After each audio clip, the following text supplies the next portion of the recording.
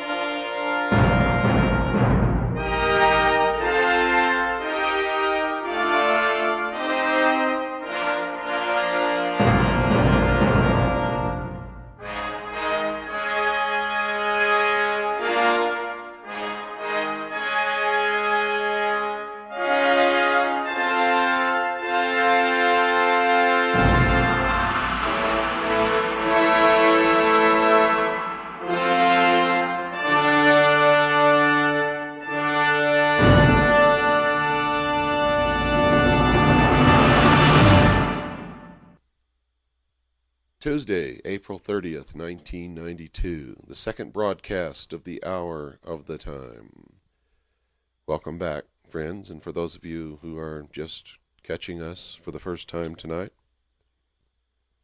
we're here with a message, and we're going to be here as long as we can. Every Monday, Tuesday, and Wednesday night from 9 to 10 p.m. Central. SpaceNet 2, Channel 7, 7.5 audio. And the message is, wake up. The world is not as you perceive it. Powerful forces manipulate vast populations for certain benefits to them, as well as for the completion of what they call the Great Work. Others call it the New World Order. Others call it a one-world government. It requires the dissolution of the sovereignty of all individual nation-states, including the United States of America. It requires that we give up our Bill of Rights and that there be a redistribution of wealth. And the American people, in any kind of a reorder of civilization on that magnitude, will certainly suffer more than any other peoples, for we will have to give up the most. Last night, we broadcast in its entirety the Constitution of the United States of America and the articles in amendment thereof as a gift from our founding fathers and from the Hour of the Time and from Stan and Elma and myself and Annie and Little Pooh to the American people who don't have a copy. You're not going to understand this broadcast unless you have a copy of the Constitution.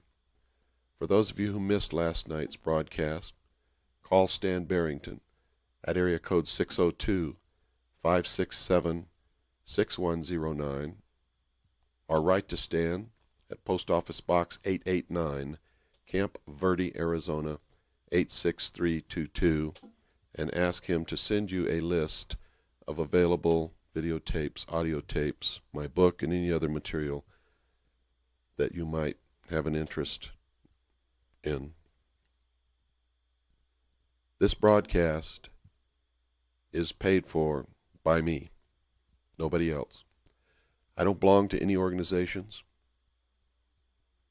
I don't owe anything to anyone. I don't have any millionaire looking over my shoulder. We barely scrape to pay the rent, put the food on the table, and that's all we need. And as long as we can do that, we'll continue. I've been traveling across this country for years now, trying to wake up the American people. Everyone in this country knows that there is something wrong. They can feel it in their gut, but they can't put their finger on it. They can't identify it. They don't know what it is. They don't understand how a trusting people can be so easily subverted and manipulated. Our country is in the process of being destroyed, not from a great enemy from without, not from the evil empire, not from Saddam Hussein. It's coming from within, folks, from within. We are being destroyed by our own apathy, the abdication of our power as a people. Remember, of, for, and by the people. You can't have of, for, and by the people if the people don't participate. It's impossible. Cannot be done. Wake up. Wake up. Wake up. Across America, I would like to hear that phrase everywhere. Wake up. Wake up. Wake up. My message is going to be broadcast to you as long as we can keep this satellite time. I would like to tell you my creed, ladies and gentlemen, so that you know a little bit about where I come from. I believe first in God, the same God in which my ancestors believed. I believe in Jesus Christ and that He is my Savior. But this is not a religious program, and I'm not going to preach to anyone. Second, I believe in the Constitution of the Republic of the United States of America, without interpretation, as it was written and meant to work by our forefathers. I have given my sacred oath to protect and defend the Constitution of the United States of America against all enemies, foreign and domestic. I fully intend to fulfill that oath. Third, friends, I believe in the family unit, and in particular my family unit. I have sworn that I will give my life, if it is required, in defense of God, the Constitution, or my family. Fourth, I believe that any man or woman without principles that he or she is ready and willing to die for at any given moment is already dead, and is of no use or consequence whatsoever to themselves or to anyone else.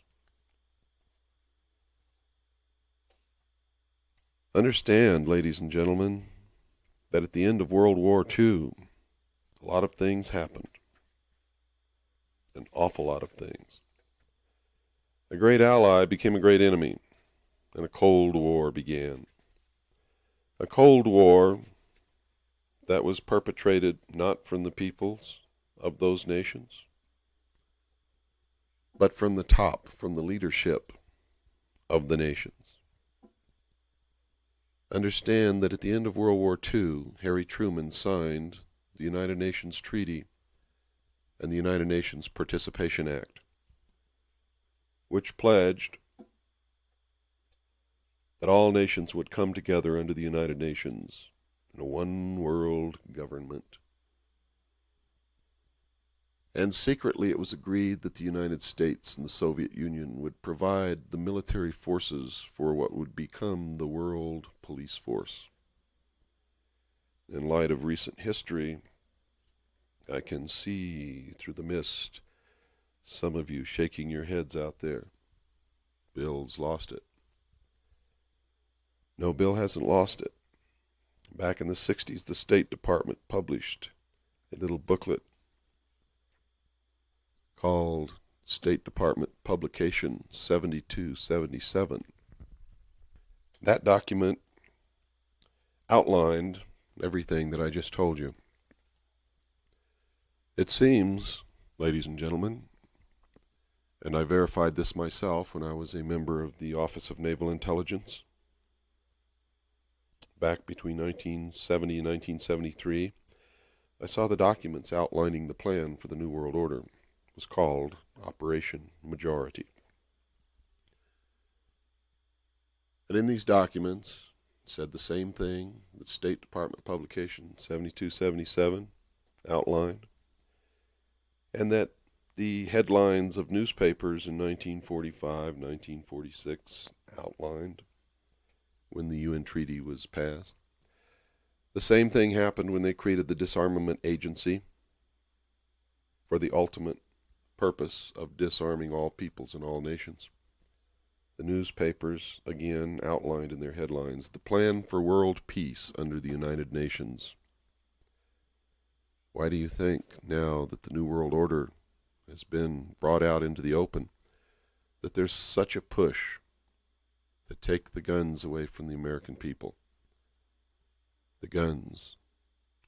The only thing that really keeps us totally free from oppression, from an outside enemy, or from within, from our own government, should it become oppressive. There is a joint resolution, HJ 438, which was introduced March 11th, 1992, in Congress right now.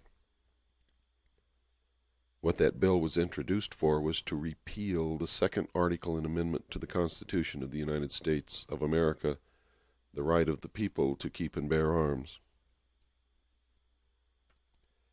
You see, because there was an agreement made long ago that the only way to get the monies from the people of the nations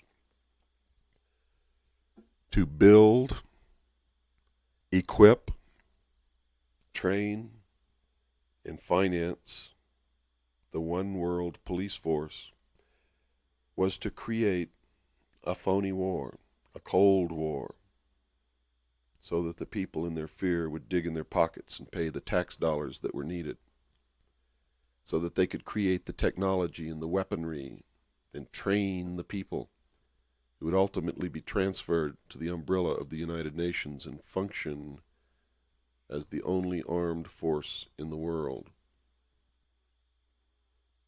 Understand, ladies and gentlemen, that that is what is happening. And that was one reason for the Iraq War, but that's another program. Tonight I want to lay the groundwork which will let you understand some of this. In 1952, a secret world body was formed, and it came directly from the Royal Institute of International Affairs in England, commonly known in England as Chatham House. Chatham House is the private club for British intelligence. Chatham House, our Royal Institute of International Affairs, is also the organization in England which helped to form the Council on Foreign Relations in this country. And then later the Council on Foreign Relations split off and formed the Trilateral Commission. But they are all the same group, ladies and gentlemen. At the highest level, they're all members of the same club. And I mean at the highest level of all nations in the world. Those who refuse to play are deposed. And that's what really happened to Marcos and the Shah of Iran and Margaret Thatcher. And Margaret Thatcher is now trying to warn the world. She failed in Great Britain. Don't give up your sovereignty to the New World Order.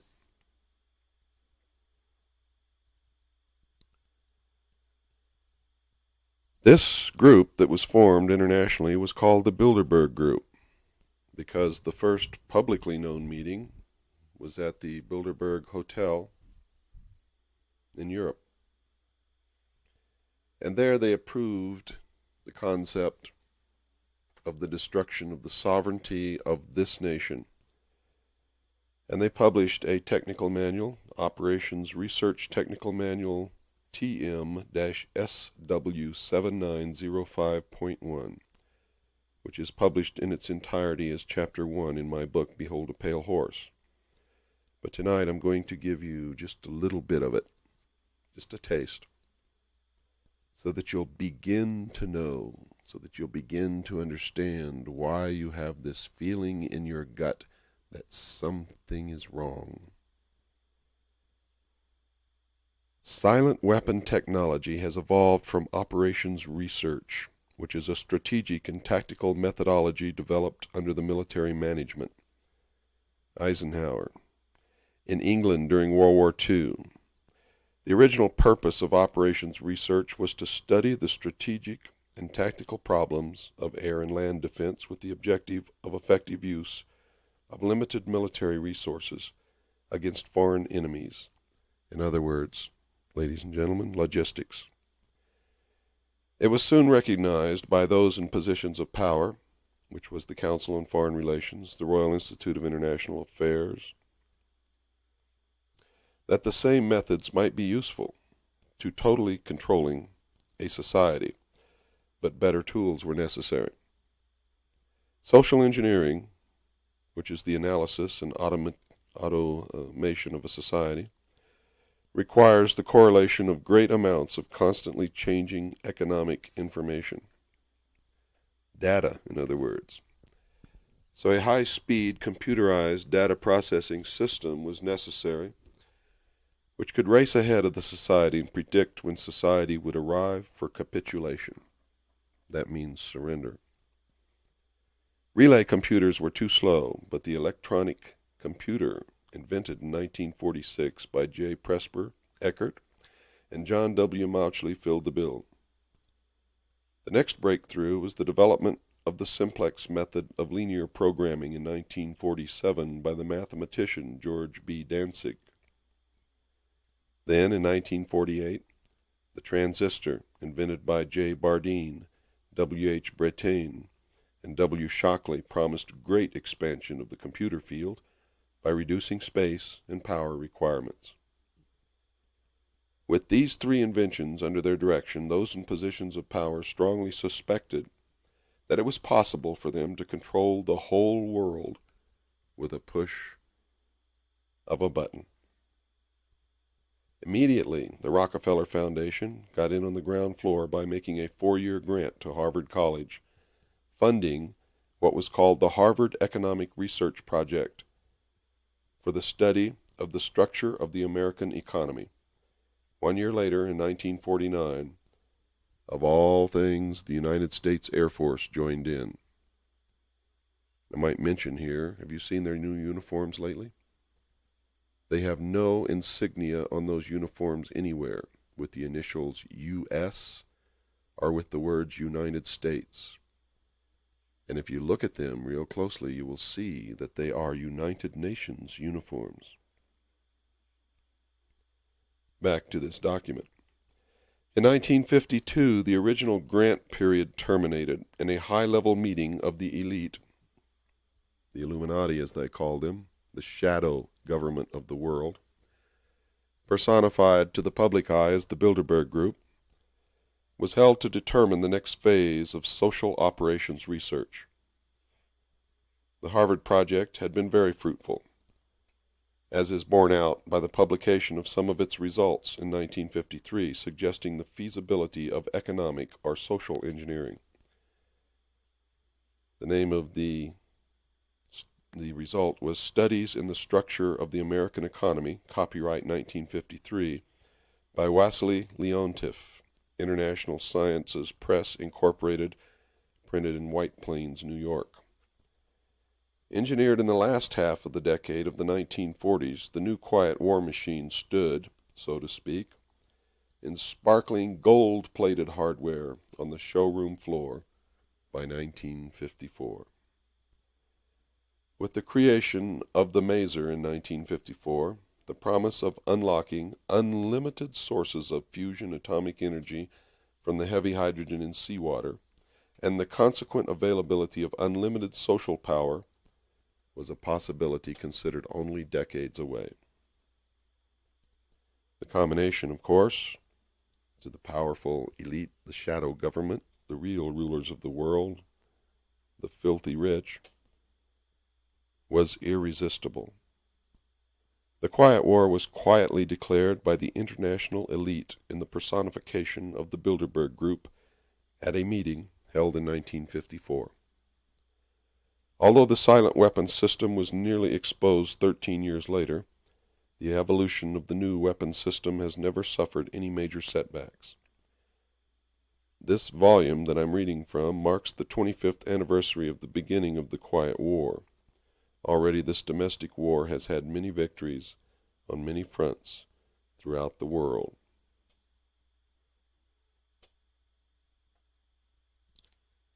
In 1954, it was well recognized by those in positions of authority that it was only a matter of time, only a few decades, before the general public would be able to grasp and upset the cradle of power, for the very elements of the new silent weapon technology were as accessible for a public utopia as they were for providing a private utopia. Ah, but the public didn't see it. The issue of primary concern, ladies and gentlemen, was that of dominance, and it revolved around the subject of the energy sciences. You see, there are only a few methods of control of people. Primary one, of course, is money. Secondary and very powerful, almost as powerful as money, is energy. In fact, it is said in some circles that he who controls energy controls money. The next is food, and the fourth and final one is fear.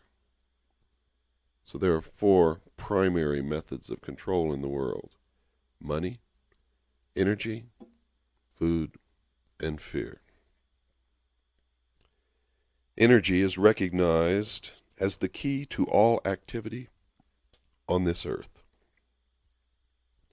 Natural science is the study of the sources and control of natural energy, and social science, theoretically expressed as economics, is the study of the source and control of social energy. And that's why nobody understands economics. They don't want you to understand it. They don't want you to understand mathematics either, because both are bookkeeping systems, mathematics. Therefore, mathematics is the primary energy science, and the bookkeeper can be king if the public can be kept ignorant of the methodology of the bookkeeping. Wake up. Wake up. Wake up. All science, ladies and gentlemen, is merely a means to an end. The means is knowledge, the end is control. To these people, the end always justifies the means. Beyond this remains only one issue. Who will be the beneficiary? In 1954, this was the issue of primary concern. Although the so-called moral issues were raised, in view of the law of natural selection, it was agreed, and listen closely, it was agreed that a nation or world of people who will not use their intelligence are no better than animals who do not have intelligence. Such people are beasts of burden and stakes on the table by choice and consent.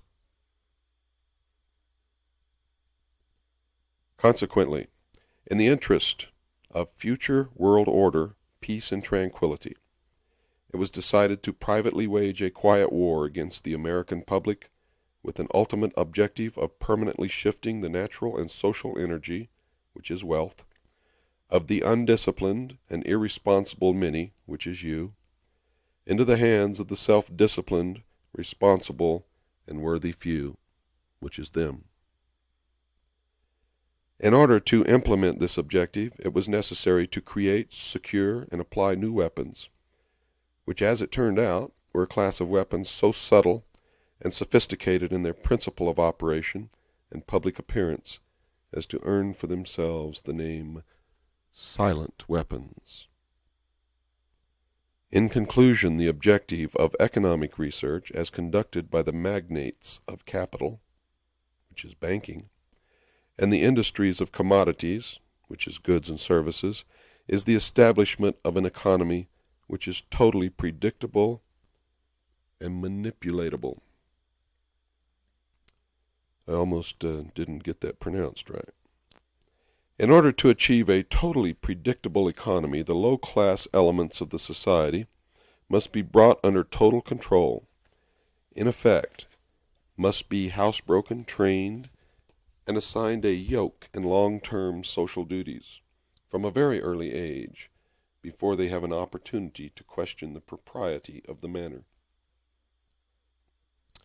In order to achieve such conformity, the lower class family unit must be disintegrated by a process of increasing preoccupation of the parents and the establishment of government-operated daycare centers for the occupationally orphaned children. The quality of education given to the lower class must be of the poorest sort, so that the mote of ignorance isolating the inferior class from the superior class is and remains incomprehensible to the inferior class.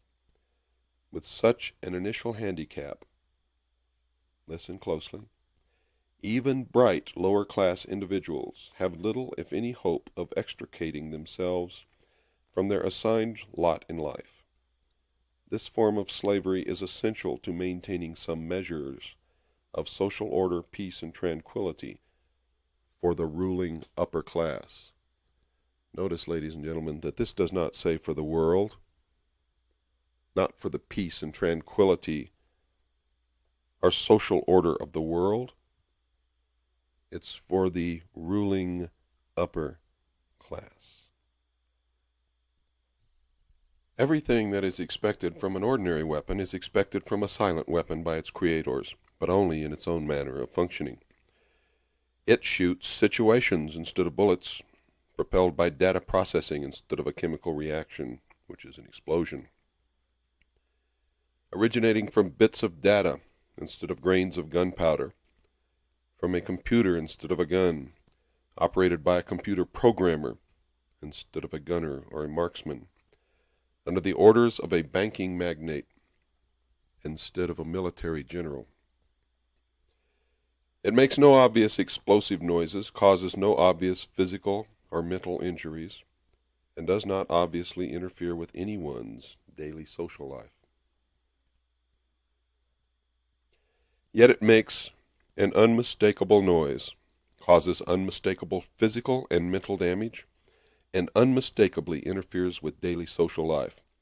In effect, unmistakable to a trained observer, one who knows what to look for. The public cannot comprehend this weapon, and therefore cannot believe that they are being attacked and subdued by a weapon. The public might instinctively feel that something is wrong. Isn't that the truth? Remember, this was written in 1954. But because of the technical nature of the silent weapon, they cannot express their feeling in a rational way or handle the problem with intelligence. Therefore, they do not know how to cry for help, and do not know how to associate with others to defend themselves against it. When a silent weapon is applied gradually, the public adjusts or adapts to its presence, and learns to tolerate its encroachment on their lives, until the pressure, psychological via economic, becomes too great, and they crack up. Therefore, the silent weapon is a type of biological warfare. It attacks the vitality, options, and mobility of the individuals of a society by knowing, understanding, manipulating, and attacking their sources of natural and social energy, and their physical, mental, and emotional strengths and weaknesses. That's as far as I'm going to pursue that this evening. But I just know that there's a lot of people out there who don't believe that they can be manipulated, who don't understand how easy that is, who don't want to even consider that it could be a possibility. If you listen to this show every time it's broadcast, your entire, and I mean complete, an entire concept of reality is going to be ripped asunder. You are living in fantasy land, and you don't even know it. The park is closing. Your e-ticket has expired. And you're going to have to walk out there on Anaheim Boulevard, and you're going to have to take a good hard look at the real world.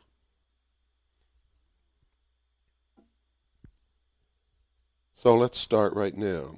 Let me give you a few examples of how the public is manipulated on a regular basis.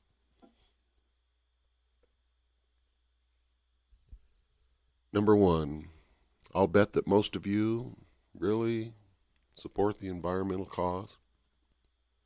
Those that don't are still sympathetic to parts of it. For instance, I don't believe I know anyone, no matter how hardcore conservative or how totally left-wing liberal they are. It doesn't make any difference. They all seem to have a pang of conscience when it comes to burning the rainforests in the Amazon jungle. So they cry for control.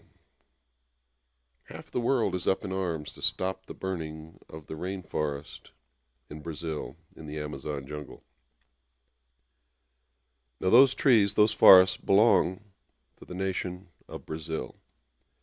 Brazil, according to the traditional law of the world, is a sovereign nation answerable only to itself and to no one else. But half the world is screaming for control. Stop burning the rainforest. Stop Brazil. Do whatever you have to do, but make them stop burning the rainforest. You hear it all the time.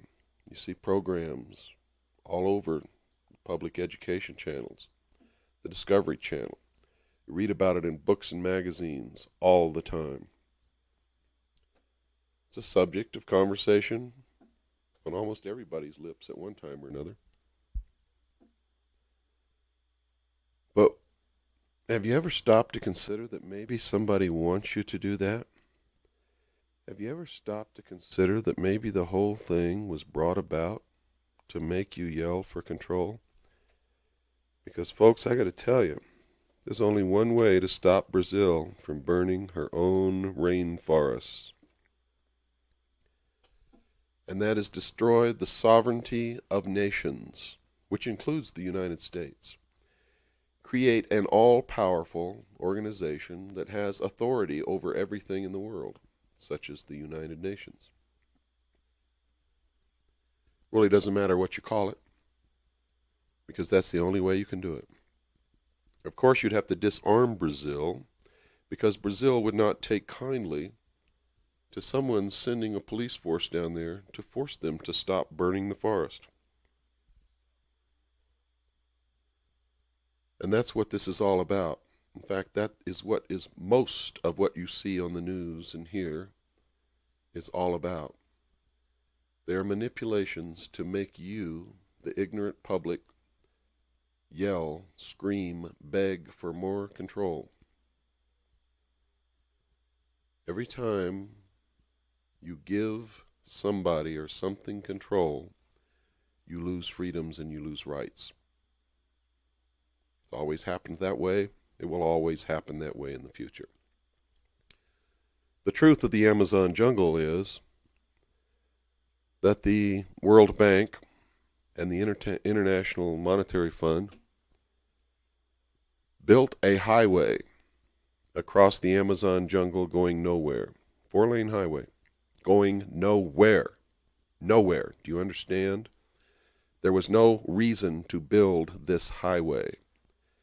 It did not pass through any cities or towns and did not connect any cities or towns with any other cities or towns. It was built because these people, the powerful elite, the men who make these decisions that manipulate the world,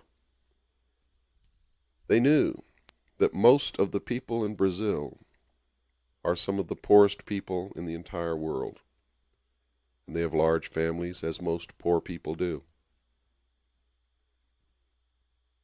They're so poor in Brazil that Americans cannot even comprehend that kind of poverty. They're so poor that little children are murdered on the streets by thugs hired by businessmen because the children are nuisances.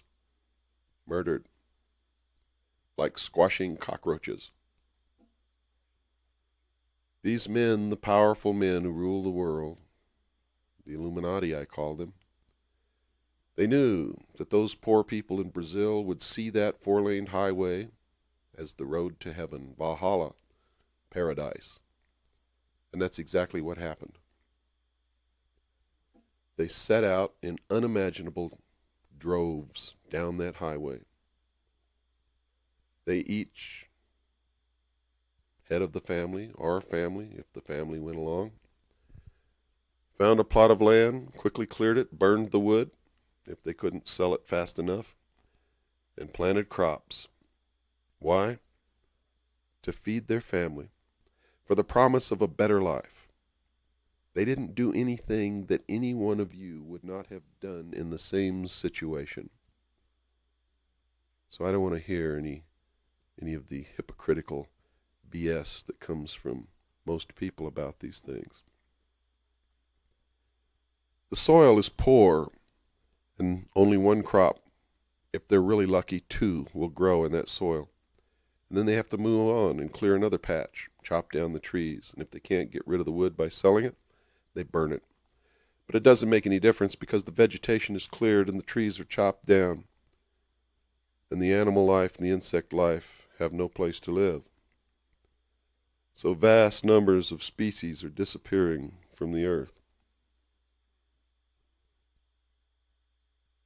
And huge acreages are disappearing to the torch and to the woodcutters every minute, every hour, every day. And the people of the world are screaming, stop, stop this madness. We must have the rainforest. In the species that are being rendered extinct, there may be cures for cancer, cures for AIDS, medicines for as yet unknown diseases. Who knows? And enough people are crying for control now to make it a big political issue. Big bucks are involved in this. It's being fed by the people who always feed these things. Let me tell you something, ladies and gentlemen. You're never going to stop the burning of that rainforest until you learn how to feed, clothe, and give those people jobs so that they can take care of themselves without burning the rainforest. We have to do something about huge, poor populations, birth control. We have to look to the future. Because even a new world order, a one world government, even if we gave them the power to go down there and stop it, they couldn't do it unless they killed all those people. Is that what you want? You want mass murder of populations and ethnic groups?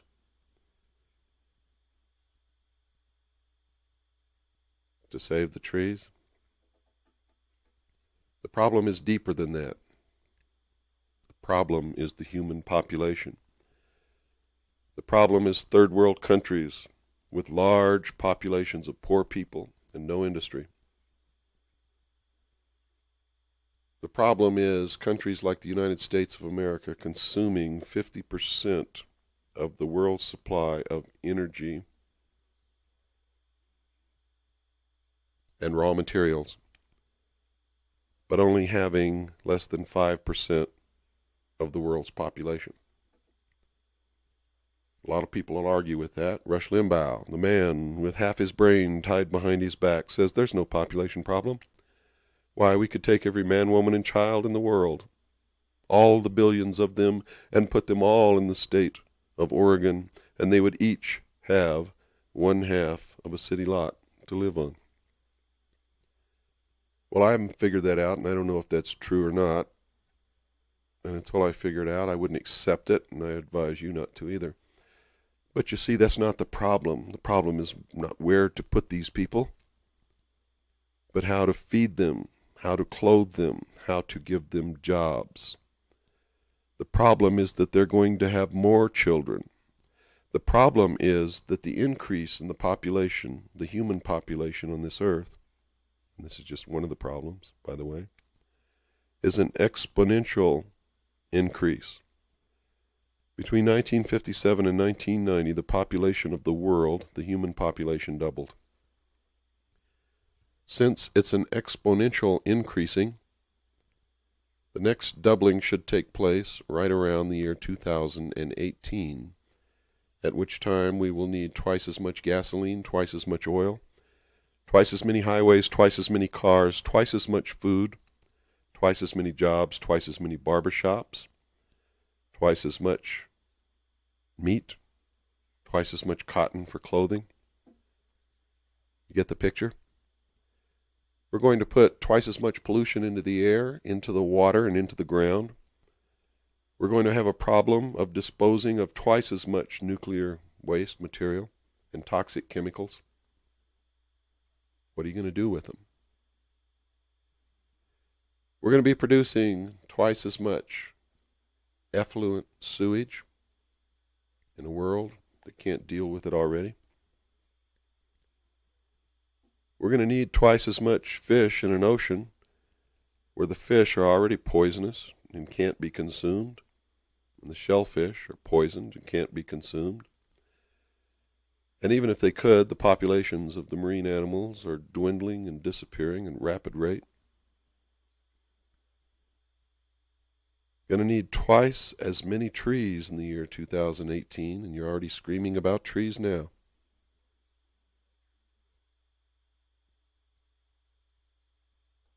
Are you beginning to understand? You see, it's not where to put these people. And this proves that Rush Limbaugh really does have half his brain tied behind his back. This is the only show, this is the only radio where you're really going to hear what's really happening. I would advise you to clue your friends and neighbors into it. Tell your local radio station they can rebroadcast these shows for nothing. I don't want anything from them, period. They don't even have to ask my permission. I recommend that you record these programs, these broadcasts, make copies of the tapes, and give them to your friends and neighbors. If you'd like to order tapes from us because you don't have the facilities to record yourself, you may do so. Call Stan Barrington at area code 602-567-6109. Or write to me, William Cooper, Post Office Box 3299, Camp Verde, Arizona, 86322. That's Post Office Box 3299, Camp Verde, Arizona, 86322. And request a list of available material, books, videotapes, audio tapes, and the prices. Ladies and gentlemen, I've enjoyed the last 46, 47 minutes, and I'm going to enjoy tomorrow night's show because finally, after years of trying, we're on the radio. And we're not on somebody else's show where they can cut us off or where they can limit the time or where they can ridicule and debunk and deny. Because we had the heart to pursue it. We have it. And now you can listen. You see, the major media, includes radio, print, and television in this country, are all owned and controlled by 5 corporations. All owned and controlled by members of the Council on Foreign Relations. And they are the people who are bringing all of this about.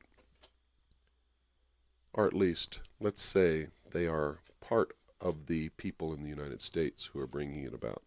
They're not all of them, by a long shot. Takes a lot of people to do this. But I will tell you this, folks.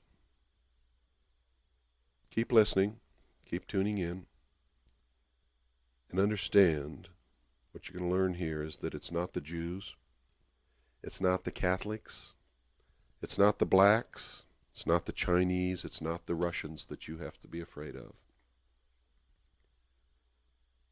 Yes, some members of this secret government, this secret cabal, are Jews, but most Jews don't know any more about this than you do.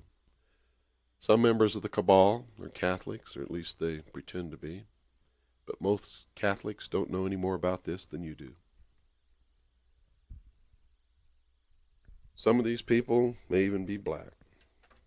I doubt it very seriously, and I can guarantee you that blacks don't know anything about this. The Chinese don't either. The men who are bringing these things about in the world today, who are organizing and bringing to completion the great work, the New World Order, are the latest in the descendants of a long line that stem from the ancient mystery schools, from the Temple of Wisdom in ancient Cairo, from the ancient religions of Babylon. And this has nothing to do with the Bible. I'm not preaching to you, and this is not church. I'm telling you what my research has discovered. These men belong to secret societies with a pyramidal structure of organization, with a whole bunch of slathering idiots down at the bottom thirsting for the secrets or joining to get favors in their business dealings or in their legal court proceedings, and just a very few at the top who really know what's going on, controlling everybody below. And they're sworn to secrecy and sworn to favoritism of each other. And one told his son one day, who was a close friend of mine, when his son asked him why they were persecuting a family friend who was not a member of this secret society. And his father told him, "If you are not one of us, you are nothing." Understand, that's what he told his son. Quote, "If you are not one of us, you are nothing." And we will go into great detail as to who these people are. And it's not just one organization. They are all the same if they have a pyramidal organization of membership with degrees of initiation. They usually call themselves fraternal organizations. Oh, but oh no. They worship the intellect. They have no God. They may appear to worship in your local church or synagogue or cathedral, but that's just for the public show. That's so that they can hold office. That's so that they can do business in your town. But this is their real philosophy, and don't take it literally because they don't. They believe that man was held prisoner in the Garden of Eden by an unjust and vindictive, terrible God, and that Lucifer, through his agent Satan, set man free with the gift of intellect, free from the bonds of ignorance in the Garden of Eden, with the gift of intellect. They believe that with this gift of intellect, man will develop technology, and with that technology, man himself will become God. They worship the intellect, and they are, in fact, and you don't need to go to any Bible or any church to understand this, they are, in fact, the purest form of Satanism. From a religious point of view, from a secular or a worldly point of view, they are men who do not believe in God, or in gods, or in Christ, or in Mohammed, or in Buddha, or Confucius, or anyone else. They believe in the intellect. They believe in man. They are humanist.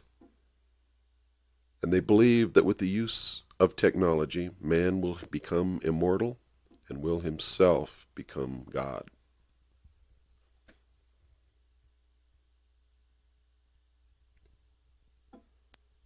Remember, I said don't take this literally. Remember, I'm not a preacher and I'm not preaching to you.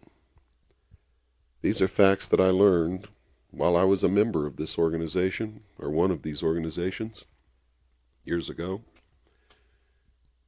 and reinforced while I was a member of the Office of Naval Intelligence, and backed up by over 20 years of research. It doesn't sound good. Nobody wants to believe it. But Franklin Delano Roosevelt said once, "Nothing happens by accident, everything is planned." And let me ask you this, ladies and gentlemen. If you had the power, the influence, the money, and the means, would you do everything that you possibly could to make the future what you would like it to be? I asked myself that question, and I had to say yes. So what makes you think these men are any different? They're doing exactly what we would do if we could be in their shoes. They have the organization, the influence, the power, the money, and the means.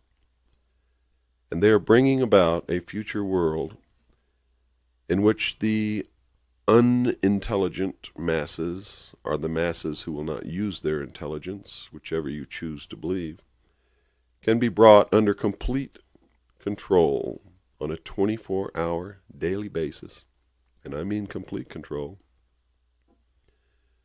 so that they can never be a danger to the ruling elite, ever again.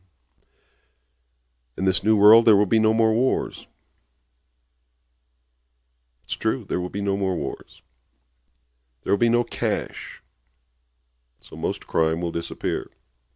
Drugs will be legalized because addiction to drugs or cigarettes or anything else is a form of euphemistic slavery. And the slave can be controlled merely by fluctuating or controlling the supply of whatever they're addicted to and the price.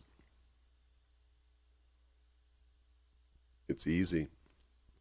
It also brings in vast amounts of money for the rulers. And right now, it's functioning as a way to scare the hell out of the middle class so that they beg for more control. Bet you never thought of that, did you? Because it's not Colombian drug lords who are bringing all the drugs into this country. And if you sit down and you really use your brain and think about it, you'll be able to figure out exactly who's doing it. And I'll tell you exactly who's doing it. But that's another night. That's not tonight. Also, think very seriously about the ozone layer, folks. Remember the rainforest? Think about the ozone layer.